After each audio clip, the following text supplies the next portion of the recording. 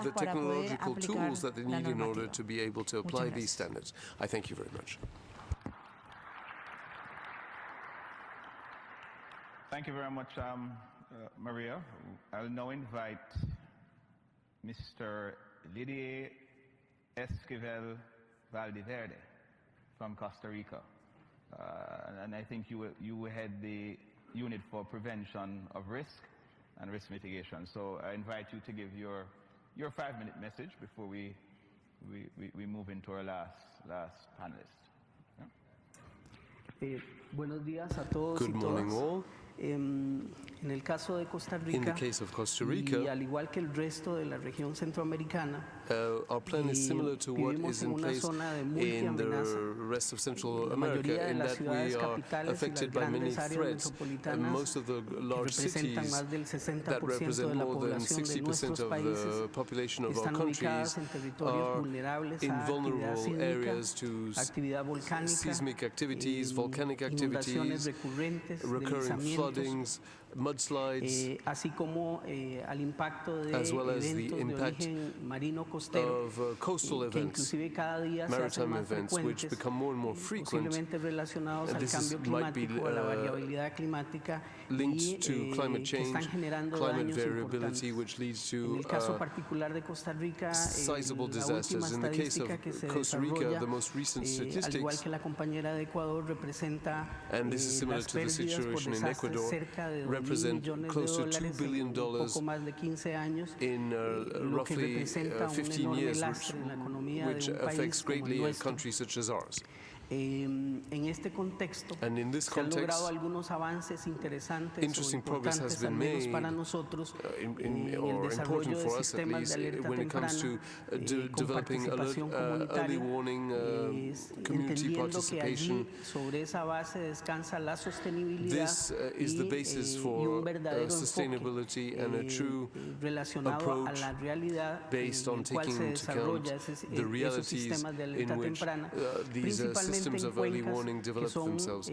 cuencas hidrográficas que son Mainly recurrentemente afectadas por inundaciones. in the various valleys that are Entendiendo además o recurringly considerando además affected que en la by gran área metropolitana, flooding. In como lo the decíamos anteriormente, habita metropolitan más del areas, 60% as I de was la saying, población. we find more than También 60% representa of the para population, nosotros de and this manera represents for importante us una propuesta de ordenamiento a territorial en proposal la of cual se ha integrado el territorial componente de la gestión organization del riesgo. where we need to take Queda into todavía account pendiente la risk tarea y como un management. desafío lograr We have the la common implementación de challenge esa of propuesta de implementing manera concreta y our a lo largo proposals, practically speaking. del mediano plazo.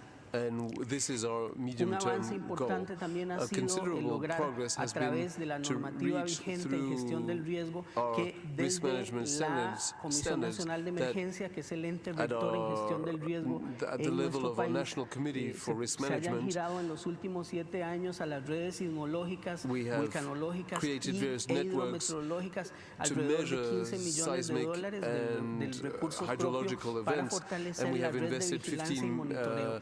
Esto ha million representado to una strengthen our enorme diferencia, monitoring inclusive systems. en This has cuanto a la represented huge certeza del differences pronóstico, a because la it allows capacidad de us to have vigilancia a y del better poder prognosis adelantarse en algunos and to casos be able, in algunas some cases, situaciones que han to permitido anticipate inclusive on tomar certain acciones para situations, which has proteger la allowed us vida y to en act to algunos protect casos la infraestructura. the life or infrastructure in Recientemente some también, cases. desde Recently, el año 2005, una since nueva normativa de 2005, gestión del we have new riesgo standards ha for risk management transversalizado el tema, convirtiéndolo en una that has made the política de topic Estado, en horizontal. una It has política become a state nacional policy, y a national también policy, ha establecido and has also la established obligatoriedad de las instituciones del Estado, incluyendo a that los all the state institutions, including the el municipalities, acopio presupuestario para poder trabajar en el tema tanto de la atención de emergencias como de la gestión del devote part riesgo, of en la their parte de budget to preparativos, risk prevención y management and mitigación. Quizás esta segunda disaster parte ha sido la mitigation. más And difícil the de second todas, aspect has been the porque most sí ha habido una difficult of all, cierta because tradición en there has been a algunos certain municipios tradition in de certain tener municipalities algunos recursos of para having la some primera resources respuesta, for pero para a el first tema de response, but in preparativos terms de of sistemas de preparations alerta temprano of ha early sido warning quizás la systems, tarea más that has been difícil. so disaster mitigation that has been the most difficult Tenemos task. igual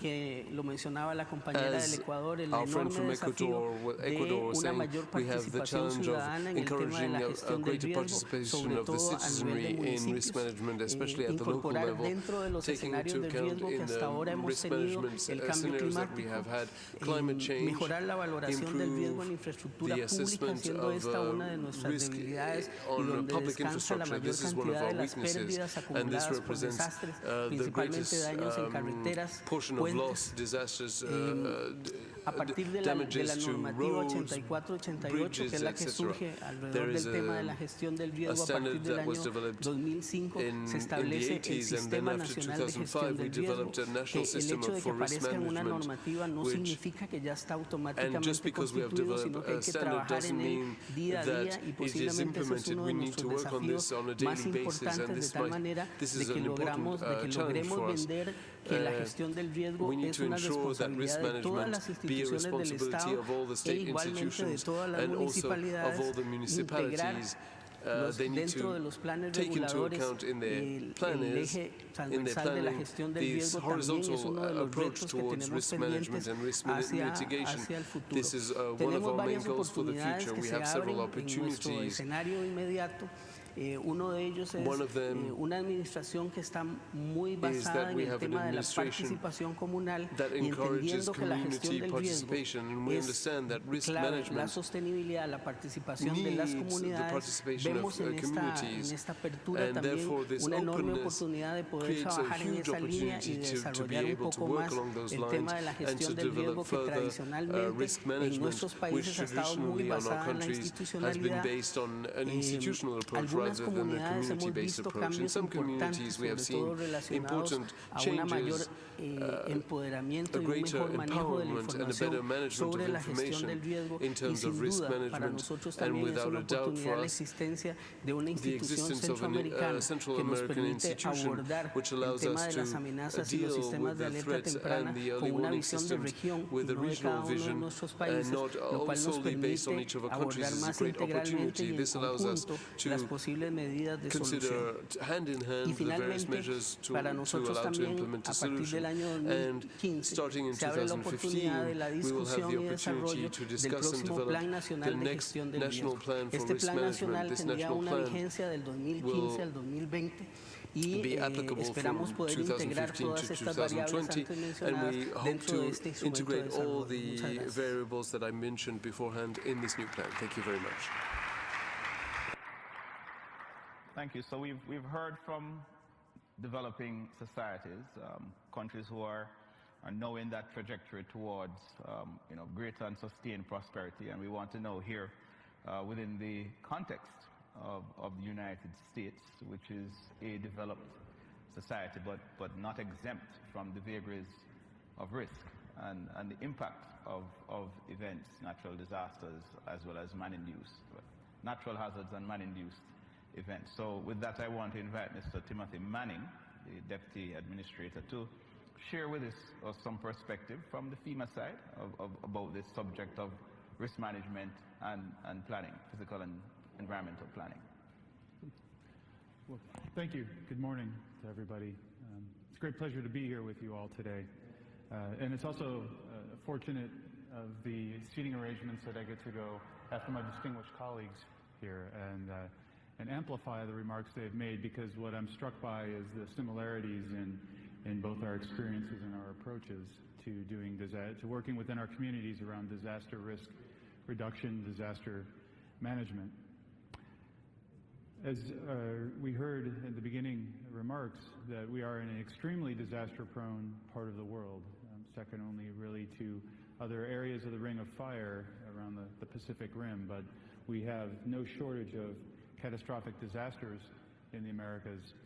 And one of the large efforts that we've undertaken in the United States over the past few years in particular is to refocus the way we do both disaster risk reduction, our building of resilience in our communities and our response to emergencies, to move beyond the frequent low-level disasters that we deal with on a regular basis. There is not a day goes by in the United States that there's not some level of crisis or disaster somewhere across our 50 states, most of which are handled at the community, at the local government level, at the state level, and even in often cases the federal government, FEMA, and our national government intervenes and assists the governors, but those happen on a scale that we have some level of experience with, which fails at the next level of disaster, those catastrophic disasters, the things that many of us in this room have unfortunate experience with.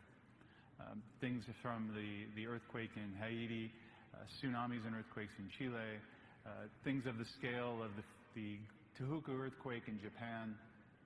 And so I'd like to frame my remarks this morning briefly around Hurricane Sandy, which is the most recent large-scale disaster that we in the United States have dealt with.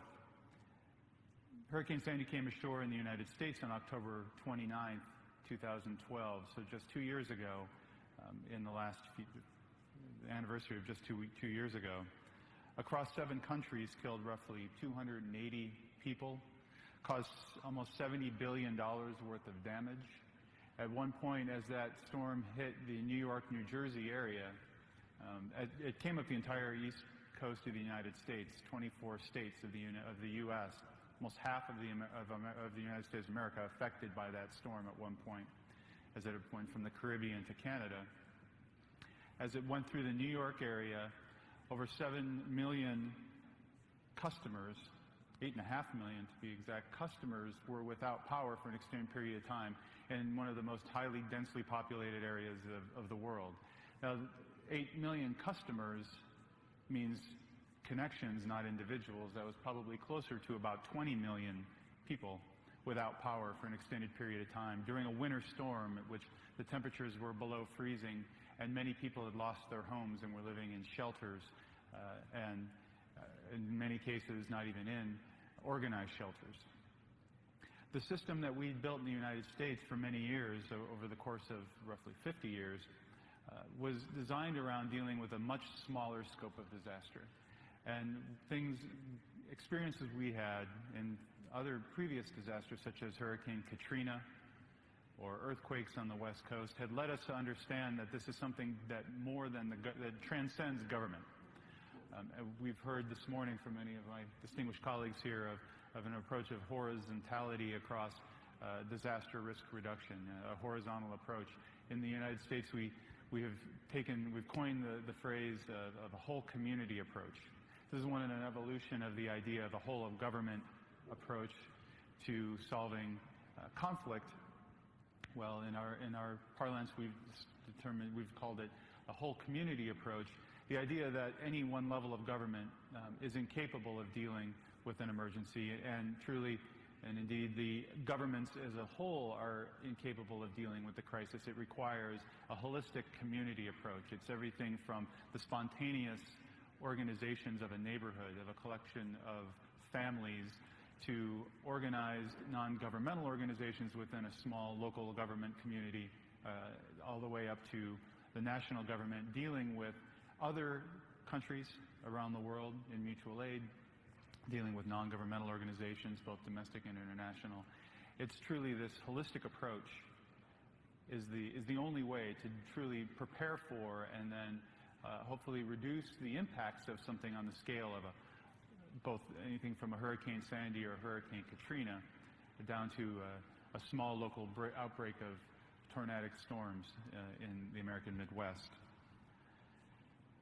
Because of the interaction of factions such as global climate change, shifting demographics, aging infrastructure, globalized supply chains, our nation and truly all of us face increasing risks and mounting costs from disasters in the near and long-term future, necessitating this holistic approach. To truly understand how we do disaster risk reduction in an area where we can't simply rely on land use planning, where we have increasing populations having to work within the mosaics of our existing built communities, we have to understand how damages from natural disasters will impact our communities as they continue to increase across the recent decades, and with this trend continuing into the future. All the while, extreme events undermining and overburdening our critical infrastructure, forcing both private and public sectors to address increased risks and ever-increasing financial and social costs, leaving local communities vulnerable and in some cases overwhelmed. Experts in the U.S. anyway agree that we will continue to see increased costs associated with these events, increased tolls on our societies, if we do not take substantive action to increase resilience in order to reduce these losses and enhance life and property safety. One key approach we've been taking is to create a roadmap for future investments in order to build a safer, more resilient nation. to lessen disaster response and recovery costs, injuries, and loss of lives. Decreasing the cost of disasters and increasing resilience is a shared responsibility, transcending our governments and working across all of our communities in a coordinated and consistent manner. While planning is the key to shaping our physical and environmental footprints in the short term and long term, venues like this third encounter enable us to learn from each other and support our national aspirations, take lessons that you all have learned in your own communities and apply them in the United States. We appreciate the opportunity to be here. We look forward to hearing from all of you and learn from my colleagues here, and I look forward to the dialogue. So again, thank you very much.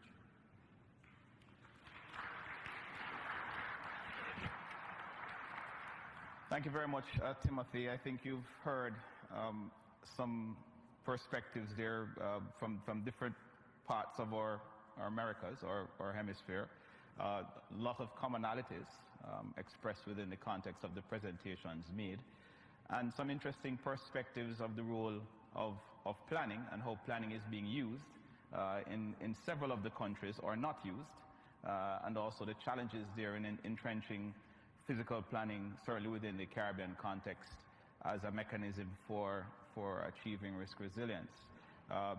Physical planning in the Caribbean is perhaps 20 years old in practice, or maybe a little bit older than that. I'm not so sure how advanced it is in the broader region as a practice, but recognizing that it is an important process necessary for achieving risk resilience.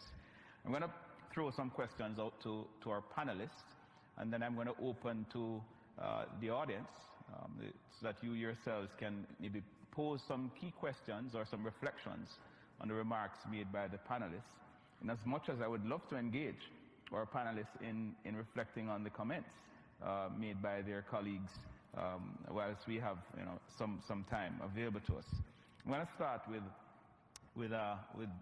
Maria on the perspective you shared. Very interesting that you have been able to utilize the metrics to guide the strategies you've put in place to reduce some of the losses that you've experienced over time. And that is sort of a success story.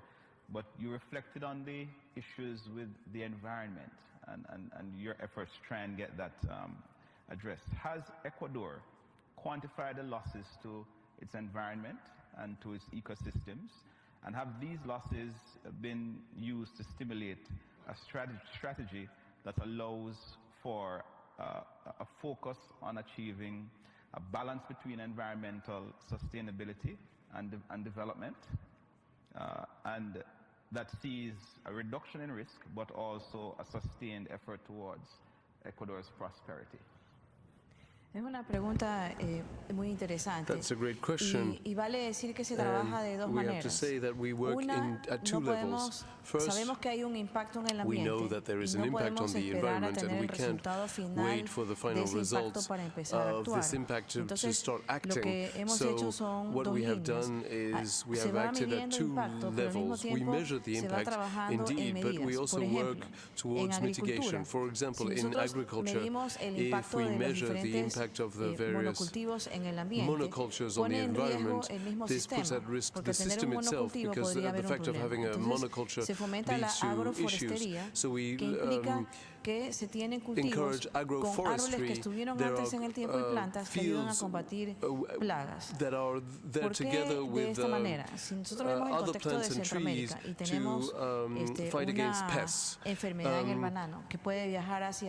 If there is a disease in the banana is one of our main products, but it's a monoculture, and it moves from one region to the next. It could affect more than 1 million people, 200,000 people who work in the fields and their families. And so we need to start to work with the environment, and that's what we're doing. On the other hand, we know what was the level of deforestation in the past and how this affects climate change. We have a lot of water in the Andes, in the Paramos, and so the reforestation is done at two levels. First, we plant trees that can be exploited, whose wood is useful, but other tree planting is just to develop ecosystems to supply, for example, the capital in drinking water. So we have all these various readjustments, but because something that has not been mentioned but that is important is that the risk is dynamic, which is to say that the risk evolves over time, because on the one hand we can mitigate certain vulnerabilities with various policies, but the variability of the threats, we can't foresee it. Porque solo podemos pronosticar con modelos we lo que pasó can only use in our modelization things that have occurred in the past, and so we can't foresee the change in variability. If there is an increase in extreme events due to climate change, it's hard for us to adapt because we won't have seen the physical results of these events in the past. So we need to have a synergy of measuring the impact in the ecosystem, know that there are changes, and therefore to resolve what we have already seen without awaiting those final results of the assessments. And a lesson learned is that we cannot wait to have a perfect evaluation to start working. We need to start working right now. Excellent. Recognizing the importance of the natural ecosystems as buffers, we have to get to work before we are able to fully quantify. A very good perspective. Any reactions to that statement before I pose any other questions? Do any of the other panelists have a reflection on that? If not, I have. You wanted to reflect on, Timothy? Mm-hmm. I think it's an important point that she makes, that the idea of what we're referring to as green infrastructure, that there are many opportunities through protection of the environment, restoration of the environment, of the natural environment in areas that pose maybe much greater benefits to the built environment than we have historically given credit to. Things like mangrove swamps and reef health in coastal areas to help protect especially touristed areas in some parts of the United States, but all of our coastal infrastructure beyond simple groins and seawalls like we may have approached in the past. So we will gain advantages in both sectors. I also find it interesting and agree completely with the idea of collecting data against those environmental disasters and the scientific data behind those disasters that can lead to better building codes and planning. As you mentioned earlier, we've seen many disasters recently which seem, in some cases there's an understanding that climate change may be increasing the severity of weather, increasing the severity, the extreme nature of some storms, but we've also seen events such as earthquakes, which aren't affected by climate change, but with parameters in exceedance of anything we've recorded in the past that are greatly in exceedance of any of the building codes that we have. So the collection of new data and adapting our policies is certainly very critical. For also sharing that perspective, the idea of green infrastructure and the fact that we undervalue, and it is very much underestimated and underrated, certainly within the Caribbean context, where we depend heavily on natural resources for our economic development processes, but also depend on them as buffers. And so within that context, my next question, which I will lead off to our delegate from St. Lucia, Joanna, but I think it is important that perhaps we have wider reflection on this, is on the current transformation within our Caribbean context, which is not unique to the Caribbean perhaps, but the fact that we're becoming more and more urban in nature, and it presents a challenge for efforts at reducing risk, especially where the existing urban centers are not equipped to be able to receive these new inflows. What measures are being looked at? And here, noting the challenges you've raised in the St. Lucia context, where the focus was more on development control and less on planning, but within the broader development context for St. Lucia, what approaches are being applied now to be able to deal with this urbanization, reflecting on what happened in December with the rains and the impact on infrastructure and on these centers that were related to this urbanization? One of the more recent initiatives is the formulation of a National Urban Renewal Plan and Strategic Plan of Action that will direct the development and regeneration of urban centers, and that will take into consideration those issues related to all sorts of risks, whether it is man-made or natural. Also, there are some measures that are being forced upon us, and I say forced, not necessarily implying that they're negative, but being forced upon us by funding agencies, for example, the Caribbean Development Bank, in terms of our housing and land development projects, where we are a requirement or a condition of funding, for example, would be to ensure that there are hazard assessments of hazards in the areas that we look to develop. And of course, our various policies, more recently we are going through the process of the revision of the land policy. We have had, in 2009, we had the development of the housing policies. All of those are taking into consideration environmental issues pertaining to disaster, issues pertaining to risk.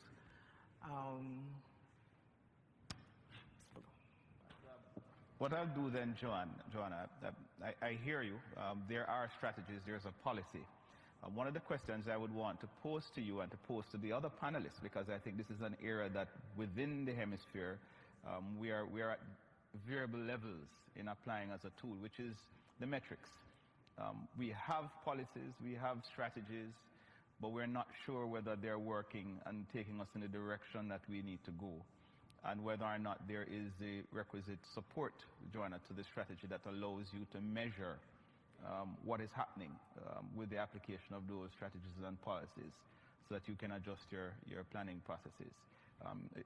I pose it to Joanna, but it is something open to all the members to reflect on the importance of monitoring these strategies and policies, because a lot of us have them, but what we've not done well is to monitor them, so that we can make the subtle changes that are necessary so that they're effective. Any reflections on that? A lot of us are pretty proactive, not proactive, reactive in terms of what we do. And, but then there's a clear recognition of the absence of effective monitoring, evaluation of what we do. So you find that in the small islands, we are in the embryonic stages of putting these sort of measures in place. So I would say that we are just starting to look and develop and implement those sort of systems and measures that will take us along that path. I'm going to take Maria, then I'm going to take my good colleague from Costa Rica. En general, nosotros en Ecuador trabajamos en lo que se llama gobierno por resultados. Been working on a results-based program. We have the national plan, yo estoy en el sector seguridad, entonces viene el Plan Nacional de Seguridad, tiene nuestras políticas, and we have our policies, strategies, goals, and indicators. Todo el tiempo estamos midiendo si hemos cumplido con lo que hemos propuesto, por un lado. Por otro lado, en cuanto a la efectiva reducción de riesgos, nosotros hemos aplicado metodologías de la CEPAL para poder evaluar de la Comisión Económica para América Latina, para poder evaluar cuál ha sido el impacto de esas políticas.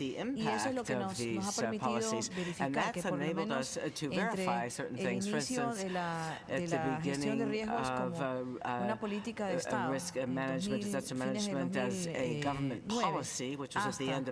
en 2012 nosotros pudimos verificar que por cada dólar invertido en prevención habíamos ahorrado como país $9.50, lo que es un tema importante y con una metodología no nuestra. Entonces, siempre el tema es tener indicadores que sean medibles, que nos digan si estamos en la línea correcta. Y la otra es que si se trabaja en sinergia transversalmente con las otras áreas. Entonces, todo aquello que aplicamos para el desarrollo sustentable sirvió para reducir vulnerabilidad. El tema de la inversión en agua fortalecimiento, el tema de invertir en educación, el tema de salud de mujeres y niños, etc. En el caso de Centroamérica, al igual que las demás regiones, es una historia de lecciones aprendidas, donde muchas veces hemos medido lo que ya ha sucedido. No hay mecanismos todavía institucionalizados para medir los avances que estamos logrando.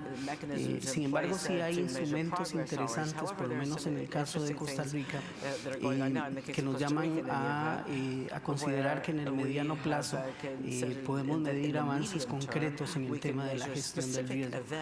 Uno de ellos es, por primera vez aparece en este Plan Nacional de la actual administración, un capítulo para la gestión del riesgo.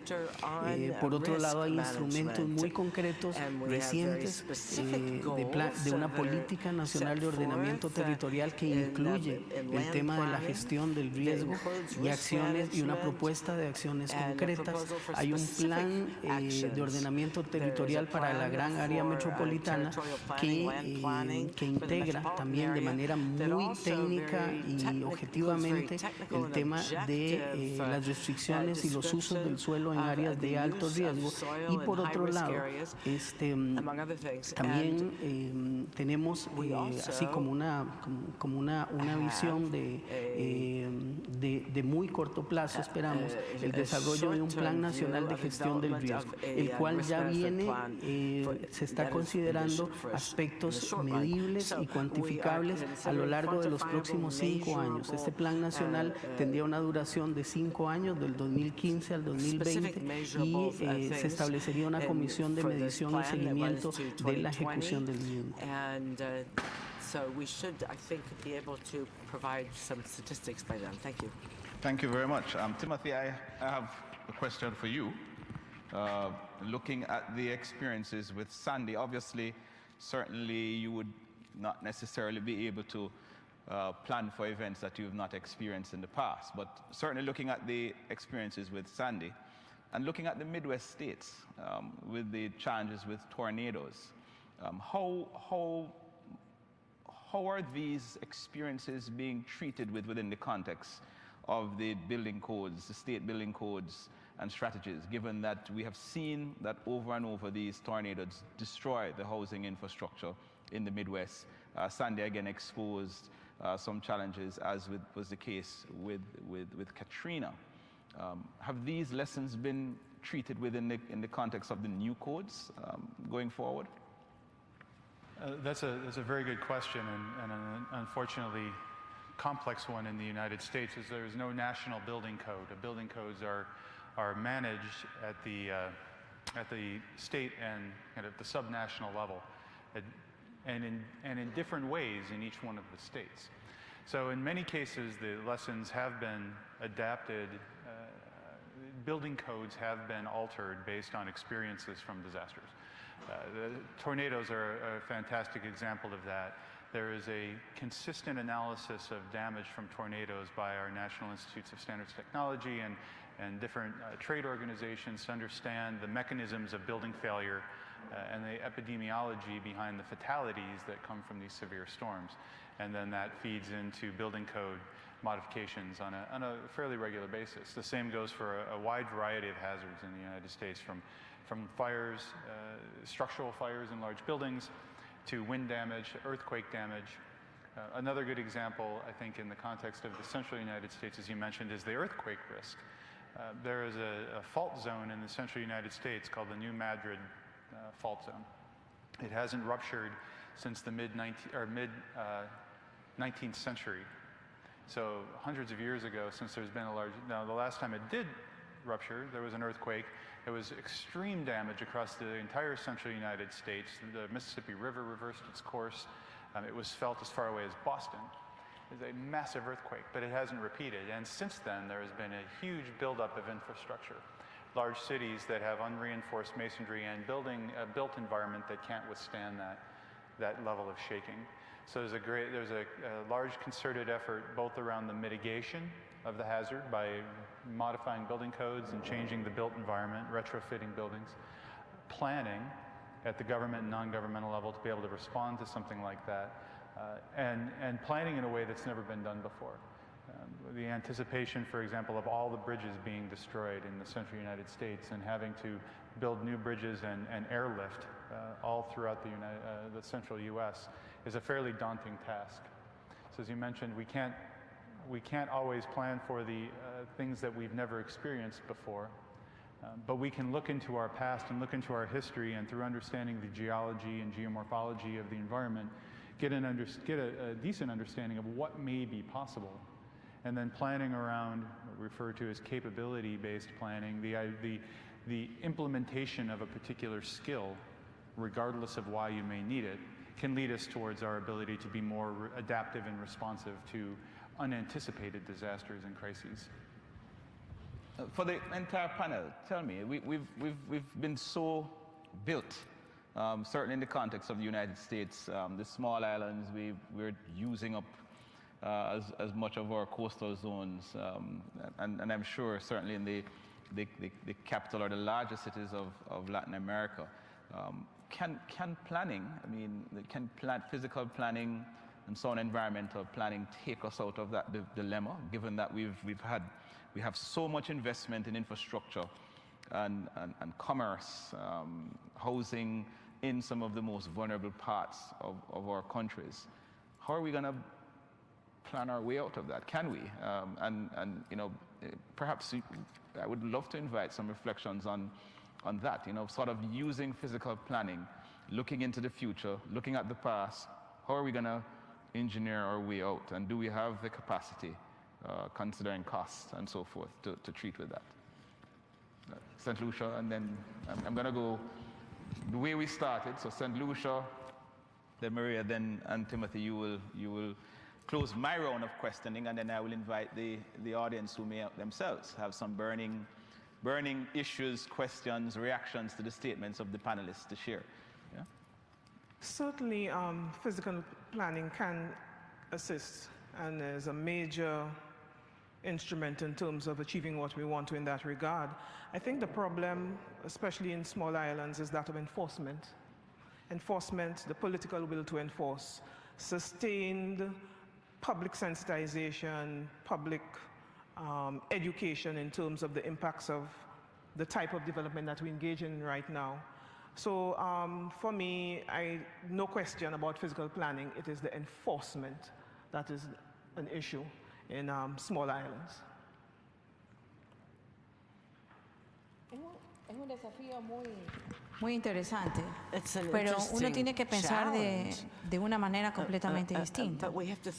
Si me voy al tema del agua, inclusive para poner una regulación de agua, existen modelos psicológicos de cómo la población va a reaccionar frente a una ordenanza. Entonces, cuando estamos hablando de la planificación física, nosotros podemos poner muchas leyes, pero no nos tenemos que acordar de que es la población que vive en el lugar la que tiene que cambiar sus costumbres y su estructura mental para poder aceptar un cambio. Y esto se consigue con un buen programa de educación, de saber primero que no podemos pronosticar todo lo que puede pasar, que sin embargo tenemos señales de que esto sucede, y entonces también tomar una decisión conjunta de cómo nosotros visualizamos el modelo de desarrollo y entonces cómo debe ser esa planificación. Si pongo por ejemplo la costa de Ecuador, nosotros tenemos una época del año en la que se destruye. ¿Por qué? Por las tormentas que vienen del hemisferio norte, las olas que se generan en el hemisferio norte. Nosotros no tenemos ninguna forma de manejar, disminuir lo que pueda pasar. Tendrá un proceso de adaptación y de mitigación de qué va a ser. Y se reconstruyen durante el invierno en el hemisferio sur. Pero los procesos son tan variables que en algún momento una playa puede tener una extensión muy grande y en otro haber perdido más de 5.000 metros cúbicos de la misma. Entonces es muy difícil desde el punto de vista de planificación física decirle a la población, ¿sabes qué? Donde está no puede estar, tiene que irse más atrás 200 metros, 300 metros, 500 metros. Sin embargo, uno tiene que utilizar la evidencia histórica, cuantificar cuál sería el impacto social y económico de eso, para que en conjunto con la población sea la misma población la que pida ese cambio en la planificación física. Entonces es un trabajo que toma tiempo y yo creo que es más bien un trabajo de educación y prevención con la población que en ese día estarán del lado de los usuarios de la población y que al día siguiente podrán ser los que tomen decisiones. No podemos solamente con una ley cambiar el tema de la planificación física. Con relación al tema de la planificación física y el control del riesgo, tenemos que creernos que es posible hacerlo, a pesar de que los resultados obtenidos en la actualidad quizás nos pueden mostrar pocos avances o avances que no nos satisfacen. El avance o el mejor conocimiento que se ha logrado en los últimos años con relación a cómo se desarrollan los procesos que nos generan vulnerabilidad, la mejora en la escala de trabajo, un mejor procesamiento, el poder entender, como lo decía la compañera de Ecuador, que el riesgo es dinámico y que está constantemente cambiando. Todo esto nos lleva indudablemente a que esta es una herramienta que tiene todavía que implementarse de manera más sostenible, y también pensamos que esa base comunal, esa participación de la comunidad es vital. Quizás eso es lo que ha hecho falta en muchas de nuestras regiones para lograr efectivamente a través de esa planificación física lograr revertir esas condiciones de vulnerabilidad que tanto nos están afectando actualmente. Mitigate some of this, reduce some of this vulnerability as a result of the planning processes we have gone through. Thank you. Well, I think to your question of can we plan our way out of the risks and hazards that we've found ourselves in, and I think the simple answer is no. Simply because had planning worked, we wouldn't have found ourselves in the problem in the first place.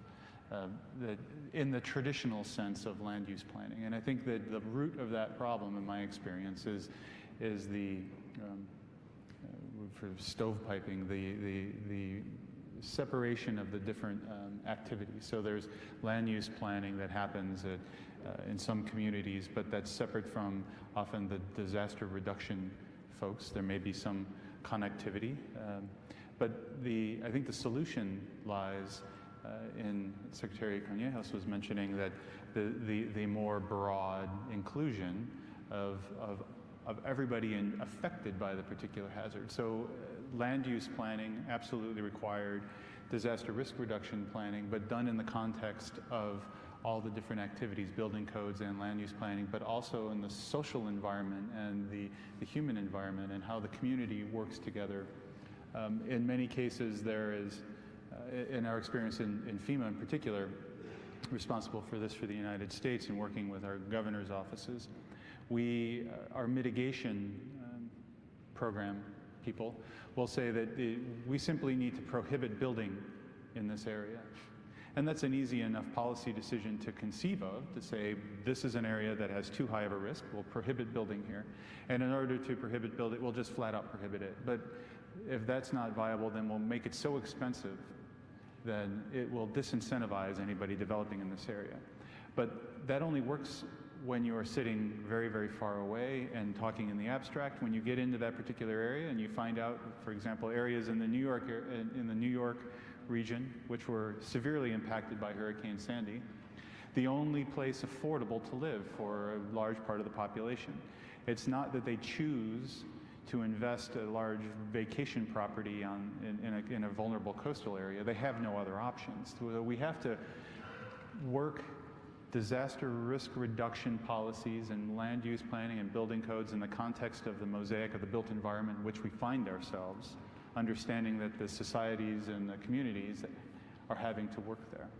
So there are solutions, there are opportunities that we have by transcending individual bureaucracies that have developed, I think, in the United States context, of trying to get, as we mentioned, green infrastructure, beach health, coastal, the natural environment of the coastal health as a mitigative factor against the risk to the built environment on the, maybe on the backside of a foreshore dune that's been eroded or removed for beach access. So I think there are alternative strategies that we are just now broaching that have some great potential. And I think sharing experiences, as we're doing here, with some of those, and bringing our environmental scientists and natural scientists into the planning process where we do the government side policy planning around disaster risk reduction is probably the avenue with the best chance of success. Thank you very much, panelists, for your very insightful feedback on that first round of questions. I now would like to open the floor, and I see Bolivia. I will acknowledge you as you put your tents up, so I will go with Bolivia, then Peru, and I see St. Lucia. So, Bolivia, the floor is yours. Muchas gracias, señores del panel. Primero, en principio, hacemos llegar nuestro saludo afectuoso de parte de todo el Estado Plurinacional de Bolivia. Pues también le agradecemos a la OEA por permitirnos estar presentes en este foro. Realmente las exposiciones que hemos podido atender son de un alto contenido y un importante avance en términos de reducción de riesgo de desastres. Pero quizás para nosotros, en nuestro país, en Bolivia, la visión del cambio de paradigmas es fundamental desde el punto de vista de que para nosotros las comunidades, los contextos rurales comunitarios son fundamentales. En este momento nosotros vemos que en el marco de esta sesión, planificación física ambiental, todavía pensamos que lo físico es quizás un contexto que debe atenderse. Sin embargo, nosotros en nuestro país pensamos que existe más bien la necesidad de fortalecer la comprensión del contexto rural comunitario, el contexto de los pueblos indígenas que están reclamando un cambio de los contextos de desarrollo que inciden de manera negativa en lo que es el contexto de los desastres. Y en verdad lo que nosotros venimos recogiendo, esta preocupación, lo estamos plasmando en marcos normativos que son construidos a partir del colectivo comunitario, a partir de la vivencia de los pueblos indígenas. Nosotros tenemos estos días ya por contar una nueva ley de riesgos de desastres. Y yo diría que es una ley comunitaria para la reducción de riesgos de desastres. Y yo saludo algunos documentos que en el caso de la OEA está auspiciando referidos a protocolos de manejo y práctico comunitario sobre prevención. Entendemos que la planificación debe considerar los escenarios de desarrollo a nivel comunitario para poder incidir en la reducción de riesgos. Muchas veces estamos preocupados porque hemos aprendido desde hace mucho tiempo, lamentablemente hemos tenido planes ambientales, planes de riesgos, planes de incendios, de manera muy separada a la planificación del desarrollo. Nosotros vemos con preocupación el crecimiento de la urbanización de los desastres, pero al mismo tiempo también vemos los altos niveles de vulnerabilidad rural que se están desarrollando, que se están planteando. Por eso es que nosotros estamos presentes acá para poder aprender también. Probablemente a nosotros nos falta varios elementos de poder incorporar en la práctica de desarrollo comunitario con gestión de riesgos. Para nosotros no es un elemento separado, para nosotros es parte de los procesos de desarrollo. Quizás ahí es necesario que podamos ir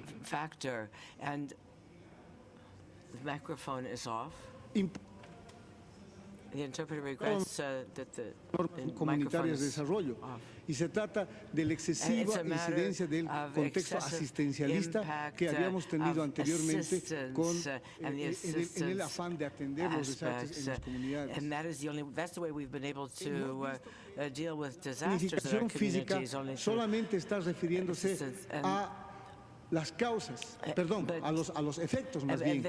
Estamos pensando de que una mejor construcción, un mejor hormigón, una mejor estructura de cemento puede resolver los problemas de desastres.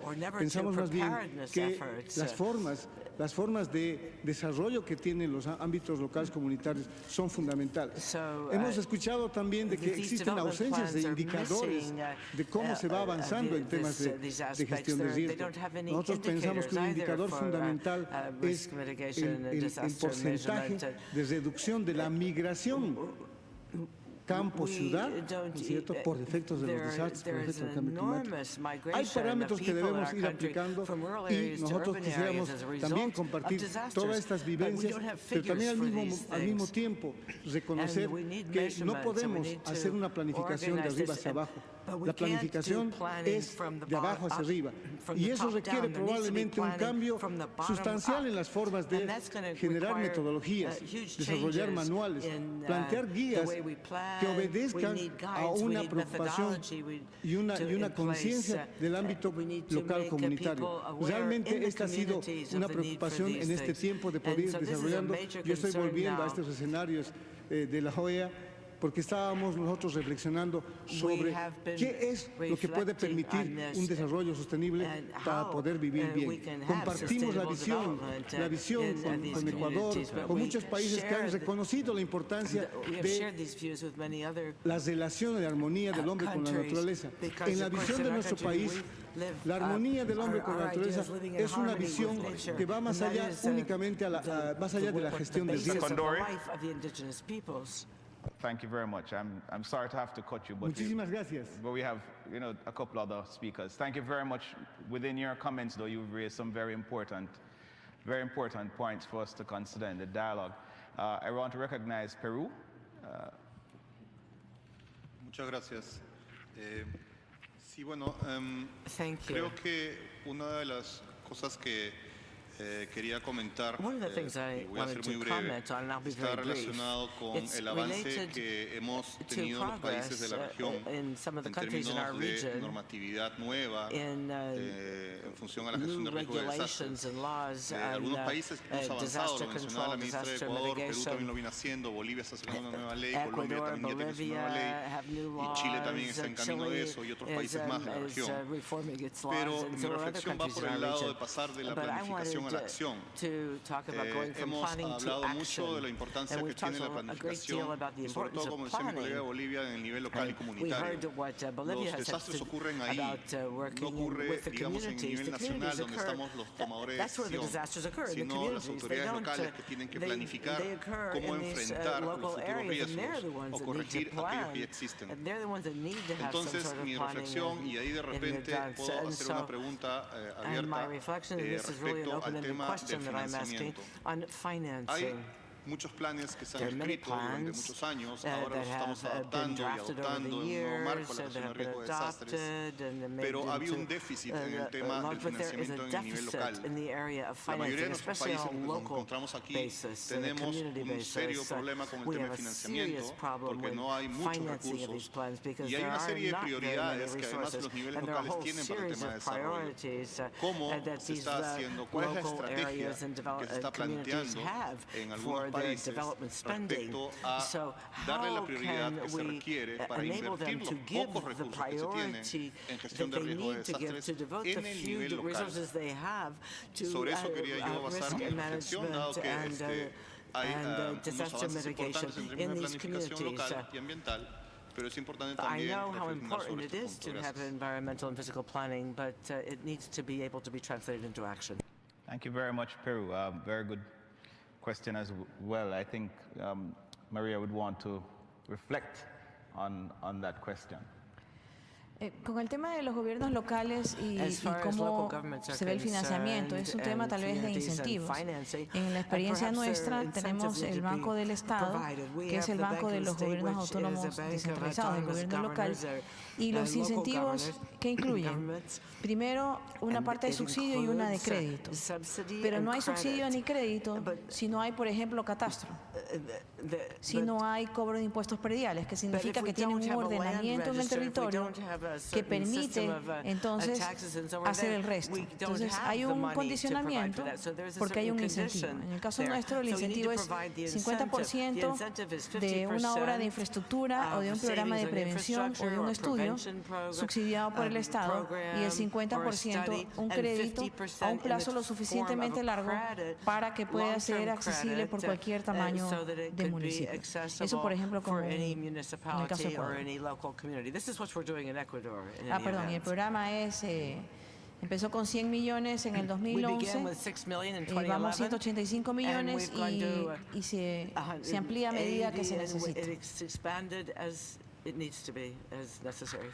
Thank you. Timothy, I think you want to give some comments on that as well. I can comment in the context of the United States that I couldn't agree more, my colleague from Peru, that the importance of financing in order to accomplish these tasks. There is a certain, of course, there's the level of altruism that at the local government levels they recognize they need to do this. There's a responsibility, but being able to accomplish it is an entirely different thing. And as we heard, the incentivization is really the key, and that's how we accomplish it in the United States as well, or attempt to accomplish it. Through a series of, both pre and post, during, and post disasters, a series of funding mechanisms from the national government to the state and local governments, which have also led to a mirroring of that same structure at many of the state governments. So our agency, for example, gives out a great deal of money to our states and some local governments for planning purposes, both response planning, but also in mitigation planning, alterations to the built environment, and to actual projects as well, where there is a national benefit. The mitigation grants tend to be focused primarily on areas of repetitive loss. When you mentioned earlier the idea of metrics, how do we measure the activity, that's a very important one to the financiers of these these projects. If we're going to fund the planning, how do we understand whether or not it's worth our money to do this?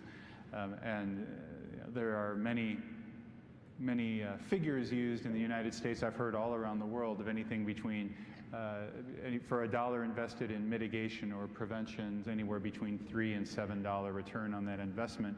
However, the data supporting those claims are in some cases maybe not as robust as we would like.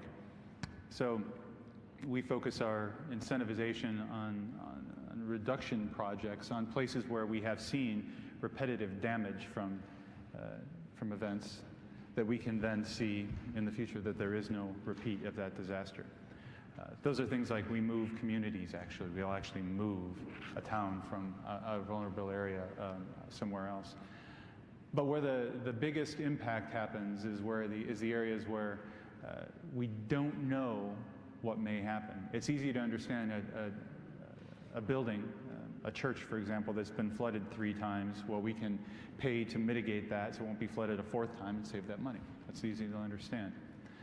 But things like the structure, it'll suffice to say that what we've attempted to do, just the point that we've heard many times this morning about how the plans don't link together, that we'll have fire plans and response plans and mitigation plans and reduction plans, and they don't mesh well together. We've tried recently in the United States through a directive of the President to set up an architecture under which all of this can happen. Mitigation, response, recovery, prevention, and protection.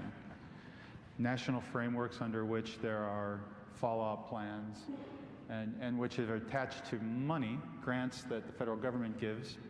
And in order for somebody to be a recipient of those grant funds, they have to carry out the activities in the plan. Money talks. So Many times a community wants that resource, they'll do something they wouldn't otherwise do, and then we all benefit from it. That's the attempt we've been trying. Incentivization. So St. Lucia, and then I see Dominican Republic, and I think your delegate here is from St. Lucia, yeah? Yes.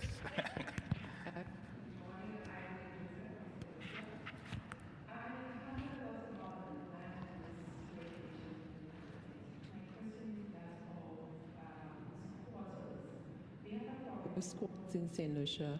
In some communities, communities comprise of sometimes a family, just a family, and they're so tightly niched that no one reports it to the authorities. My question is, how do you deal with squatters? Because they're the most vulnerable, they're from the poorest, and there is no planned development. So she's asking a question as to how you treat with informal settlements. In the Caribbean, we refer to them as squatting. Yes. But there is informal settlements and how that is treated within the broader framework of land management and issue of enforcement, because invariably those are the individuals who are impacted the most because they occupy lands that are said to be, highly exposed and susceptible to the hazard itself. The perspective of what happens in St. Lucia. First of all, I want to just correct something. In St. Lucia, they're not always the most vulnerable, and they don't always occupy vulnerable or marginal lands. So that general definition does not necessarily apply to all squatters in St. Lucia. Larry Shoes, Beaufort is a perfect example. What we have done in St. Lucia is a squatter regularization program for the regularization of unplanned developments, what you know as PROUD, which seeks to regularize tenure in areas where tenure can be regularized, and also to upgrade infrastructure in those areas to bring the basic services to the project beneficiaries. And in order to make it more affordable, the lands are sold to the occupants at very highly subsidized rates. So that is a program, that's the program that is being implemented in St. Lucia. But of course, programs like that, they skew and mess up the land market. But that is the St. Lucia solution for now. We also have the public relocation program. So in areas where they are truly vulnerable and living on marginal lands, they would relocate them out of these areas to settlements, resettlement sites. When I say service, with all the basic infrastructure. And again, these people generally tend to get whatever the package, whether it's a house and land package or just simply a land package at a highly subsidized rate. But at least in the solution context, I just want to stress that they are not always the most vulnerable. That is usually associated, the PROUD program is associated with squatters on public lands. The relocation program, we have instances where the government may acquire private lands where the situation is so dire, the owners of those lands cannot deal with the situation themselves. But then we have a bigger issue with family lands, as you alluded to. And for now, there's no real program in St. Lucia to deal with it. I guess there's the hope that the landowners will come together and deal with those issues themselves. Maria, I'll take your comment and then I will throw to the delegate from the Dominican Republic, and that will be, unfortunately, I think the last question I'll be able to take. I see Colombia's flag, but I'll be advised by my timekeeper, but we'll see. But the DR, sorry, Maria, and then the Dominican Republic. Maria? Tenemos una política que hasta cualquier asentamiento irregular hasta el 2010 sería regularizado. Del 2010 en adelante, todas las personas tienen que salir de cualquier zona independiente si está en riesgo o no. Pero si están en una zona de riesgos, tenemos un bono de vivienda para relocalización. Este bono de vivienda varía dependiendo de la ubicación, está entre $6,000 y $9,000 dependiendo de la municipalidad, pero todo esto es un problema por falta de ordenamiento territorial local. Entonces tenemos una Secretaría Técnica que está trabajando para evitar estos asentamientos irregulares y tiene un trabajo en conjunto con la Secretaría para determinar cuáles están en zonas de riesgo y qué son los que deberían ser relocalizados inmediatamente. Thank you very much, Aria. DR?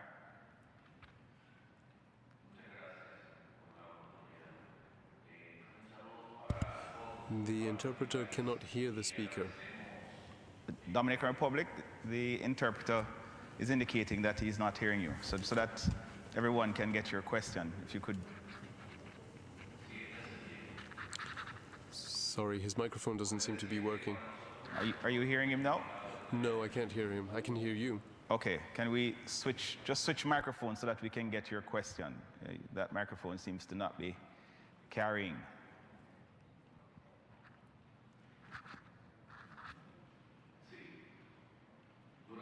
Still not, sorry. Sorry, the interpreter can still not hear the speaker. The interpreter isn't hearing you. Can we have one of the floor mics? In the meantime, DR, we're going to come back to you, but Colombia? We're going to come back to you while we get a floor mic. It seems the mics on that side might be giving a bit of trouble. Colombia, can we? Gracias, Presidente. Thank you, Mr. Chairman. Celebramos y agradecemos we are thankful las presentaciones for que the se han presentations adelantado. that have been Son de made singular importancia that are of para the utmost fortalecer importance esfuerzos to en esta strengthen the organización. efforts in our organization. En nuestro país venimos luchando In our contra country, este desafío we desde hace mucho have tiempo. dealt with this Hace challenge unos años, for en quite some pocos time. A días, few years llovió, ago, it rained in a few days. Como habría llovido todo un año.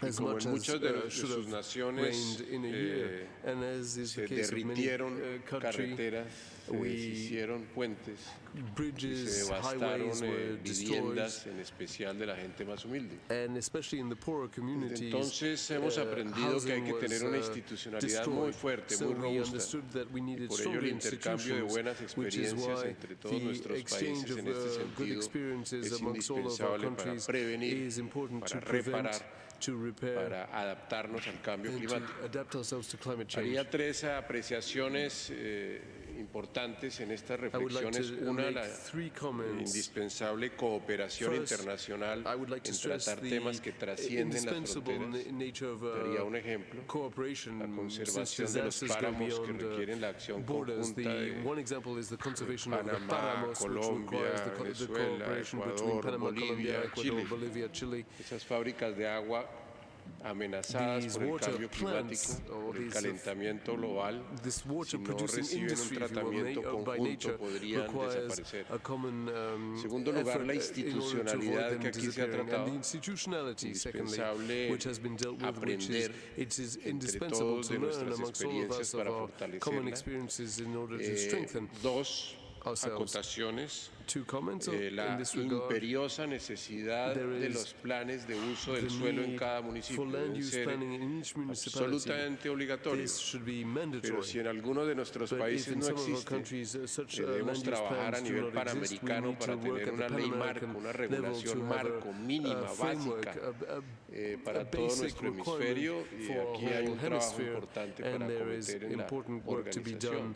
that could be Y done en by segundo lugar, our organization. otra And second, experiencia, another otra buena experience, práctica, another la good practice, obligatoriedad the mandatory nature de contabilizar los riesgos en cada uno de los assessing the proyectos, risks, of en cada uno evaluating, de los monitoring the risks in for planes de each costo-beneficio antes de hacer una project, for obra. each Llámese plan, una for each carretera, construction before llámese una starting inversión en petróleo, construction, be it an oil llámese un investment, proyecto be it a road, regional, be it a todos regional requieren project, un or análisis any de costo, infrastructure de project requires impacto an ambiental assessment y la of its cost, previsión of de its los environmental presupuestos para impact, atenderlo and con having antelación. budgets to deal with Finalmente, these matters. igualmente han señalado ustedes If need be. importancia de la And you have participación stressed the need comunitaria. for Varios de nuestros community países. participation En el curso in various de of our estas countries sesiones, during these sessions. nuestro director de la Defensa Our Civil, director una for institución civic defense, colombiana que Colombian en pocos años institution, pasó de 6.000 which voluntarios a went más from de 6,000 140.000. volunteers to more than Una red enorme, 140,000 robusta, thousand en la volunteers. cual It's a participan huge network mujeres, to which take part adultos, jóvenes, women, youth, que cubre adults, más de 1.000 and that municipios covers de los 1.100. Y en more than consecuencia, esta 1,000 of experiencia our sería útil 1,100 cruzarla con municipalities. muchas So otras it would be que important to también compare son de this gran experience valía to en el other hemisferio experiences that are also y que equally requerirían useful in our también otra hemisphere, propuesta, and which que haya also una require, and regulación that's another proposal, internacional, una regulación panamericana de estímulos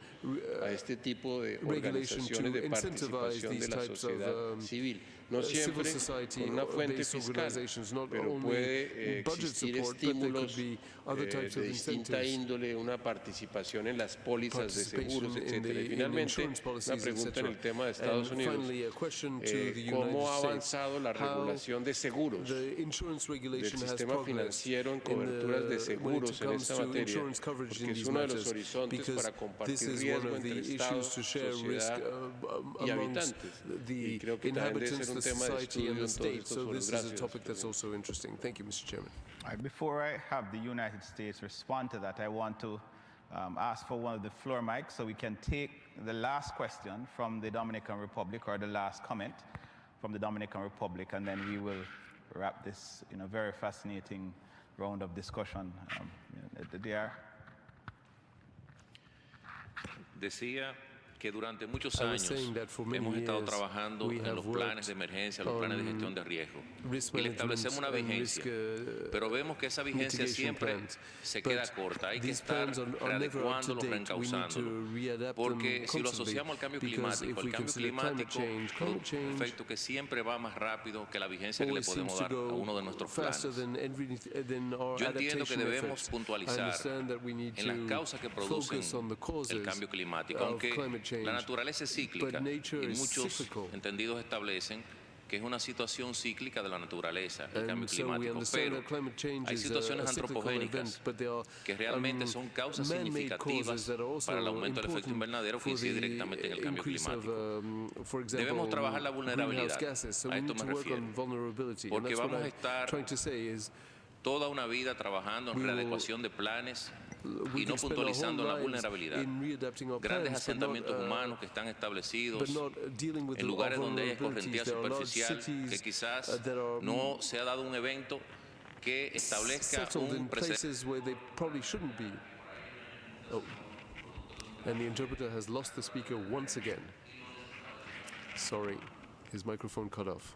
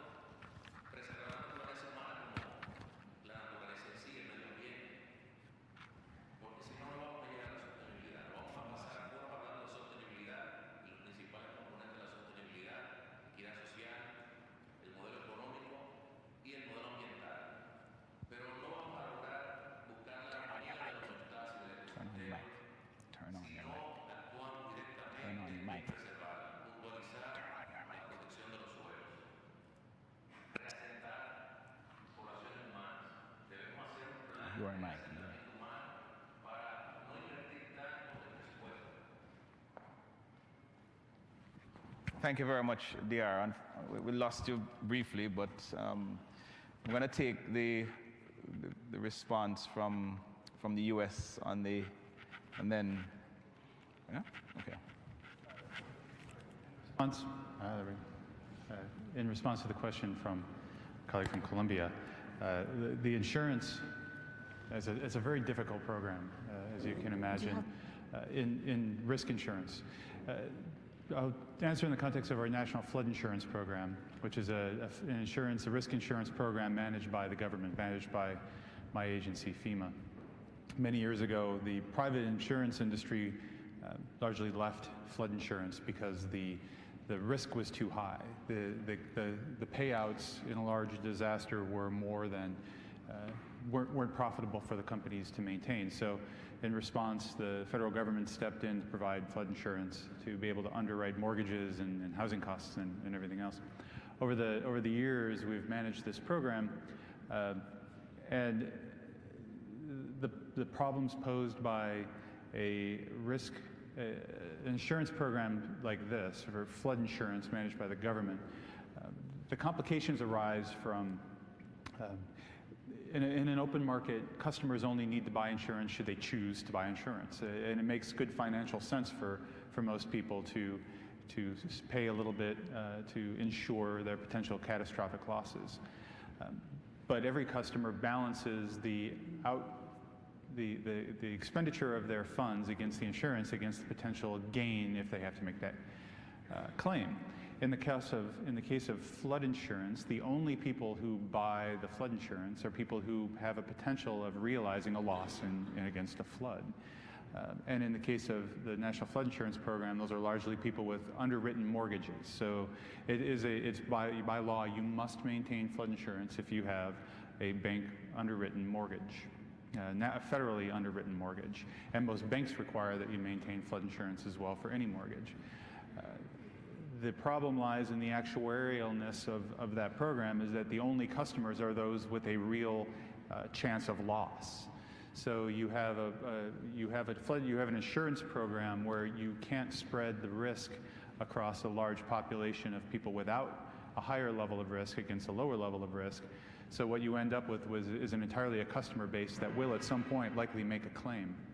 So when you, and in a government subsidized program, what we have found is that often you have an insurance program where the customers are also essentially the shareholders of the corporation, because Congress has to authorize increases in the rates to make the program actuarially sound. So there is concern among policymakers of the balance between what's the right level of actuarial soundness of the program, a rate again for the insured that balances the actual risk of that customer against pricing people out of a particular market, where you have, as we were talking about earlier, no other options for somewhere to live. I think the New York, the Far Rockaways, neighborhoods on the New York coast are a really good example of this, where it's such a dense population, there's nowhere else for people to live. It's not a chosen vacation home like you have in some other coastal areas in the U.S. So there were reforms after Sandy to the flood insurance program to require actuarial soundness of the program, that our exposure has to be brought down by charging sound rates for customers in particular areas. It led to remapping of all of the vulnerabilities, which led in turn to potential rates far in exceedance of anybody's ability to pay. So the rates in some cases were going to be, the insurance rates were going to be orders of magnitude more than the housing costs. There were areas where we were looking at in excess of $10,000 to $20,000 US a year just in insurance for people who are third-generation homeowners that have no other costs in those homes. So it's a very complex program. We are making those advancements. We're progressing. We are moving towards an actuarial soundness of the program, but it's not without its policy problems and tertiary impacts that you don't see in many market-based insurance programs. Let me thank our distinguished panelists for their rounds of reflection, and for you, the audience. Certainly we've heard quite a bit from our four panelists. They've raised, along with your engagement, some very novel points and ideas, or I should say areas that we are aware of, but which we need to focus on some more. This whole business of building local government capacity and financing the local government, where they are essentially the first line of planning and support for the communities that are often affected by these events. The importance of engaging people and in the change process, and the need to incentivize that in the context of how we seek to embed the imperatives of physical planning. The importance of an integrated approach to development planning. So trying to get away from the stovepiping approach, but bringing together collectively all of the key components that are necessary, And I think within that context, noting that there are a plethora of players nationally, regionally, and internationally, how do we ensure that they're all integrated within what I suppose should be the National Development Plan, where you bring all of these players in together, but more importantly, tracking and monitoring and measuring that things are happening according to the plan itself, and that the plan is resourced. We heard about the importance of recognizing transboundary elements in planning, where you have several rivers which themselves propose risk, and importance of working together on how we plan within that space. So with that, there's certainly more we could share, but I am mindful that we are cutting into the coffee break and the next panel. I want to thank our presenters. Can you join me in giving them a round of applause for their input? Yeah?